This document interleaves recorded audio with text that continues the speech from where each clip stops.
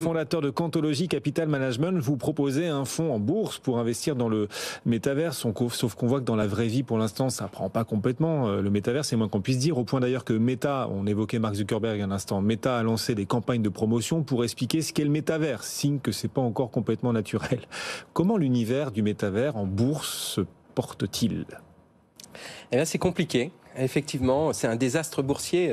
Cette année, j'ai envie de vous dire que l'ensemble des entreprises qui composent ce qu'on pourrait qualifier de l'univers métaverse est en baisse d'à peu près 65% pour les petites et moyennes valeurs.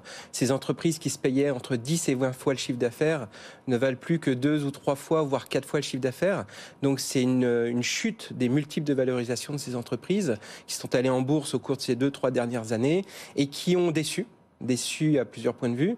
D'abord, elles ont déçu en termes de top line, un manque de chiffre d'affaires par rapport aux prévisions, et puis aussi des pertes plus élevées que prévues, puisqu'il y a moins de chiffre d'affaires pour absorber les coûts fixes et les investissements réalisés en termes de ressources humaines notamment. Voilà. Donc moins 65% en bourse par rapport au plus haut, dans un marché qui lui-même a beaucoup corrigé. On le rappelle quand même, le secteur du métavers n'est pas le seul à avoir beaucoup souffert. Le Nasdaq a fait moins 30, le métaverse quasiment 2 fois plus. Est-ce que du coup cette sous-performance freine les innovations ? Est-ce que vous-même qui gérez un fonds métavers, vous êtes sur votre fin en ce moment en termes d'innovation dans l'univers du métavers ? C'est vrai qu'on a le sentiment que les entreprises qui composent le métavers sont beaucoup moins vocales.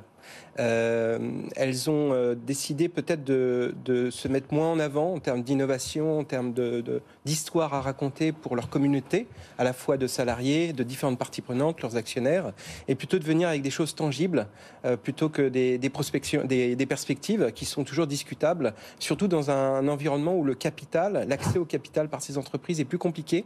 Elles ont fait des IPO, elles ont levé beaucoup d'argent. Aujourd'hui, quand il s'agit de refinancer leur croissance dans un marché dégradé, des augmentations de capital en bas, c'est-à-dire sur des cours de bourse dépréciés, c'est compliqué à justifier, alors que les perspectives étaient superbes il y a encore 18 mois.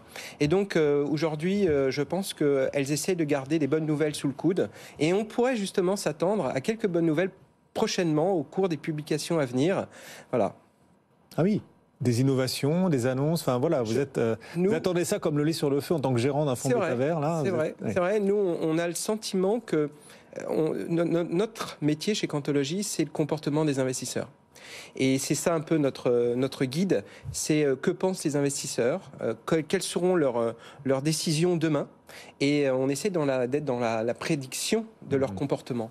Et il s'avère que ces fameuses sociétés, les small et mid cap de l'univers métaverse, c'est des sociétés qui ont beaucoup perdu, essentiellement sur la première partie de l'année, mais même depuis novembre.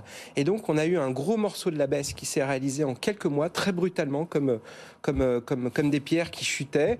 Et subitement, il y a une sorte de support, de stabilisation, c'est-à-dire que j'ai l'impression que tous les investisseurs dits hot money, les gens qui sont un peu gamblers, ils voient que ça monte, donc ils y vont, mais ils savent pas pourquoi. J'ai l'impression que là, on a un terrain d'investisseurs qui croient à la thématique et les cours ne baissent plus. C'est-à-dire qu'il n'y a plus de raison de vendre, il n'y a pas d'acheteurs non plus marginaux, mais il n'y a plus de vendeurs en tout cas. D'accord, donc il y a moins de sous-performance depuis quelques semaines de cet univers métavers. Il y a même une surperformance par rapport aux méga cap américaines. Parce que les signes, malgré tout le développement de l'écosystème, ces signes sont encore là. BlackRock, par exemple, lance un ETF métavers. C'est exact, oui, donc il y a du flux qui va se déverser sur la catégorie. Donc BlackRock, c'est le leader mondial de la gestion d'actifs. Donc c'est un signe, c'est qu'il croit en la thématique. Nous, on y a cru il y a maintenant 2 ans quand on allait lancer le fonds. On est le premier fonds métavers en France et BlackRock lance son ETF. Donc on aura au moins un élément de comparaison agréable avec une très jolie marque. Et il y a eu d'autres sociétés de gestion depuis en France qui ont créé leur fonds métavers. Enfin, sur le plan fondamental et en termes d'expérience client et d'investissement, en tout cas, c'est une thématique qui a toute sa place dans un portefeuille.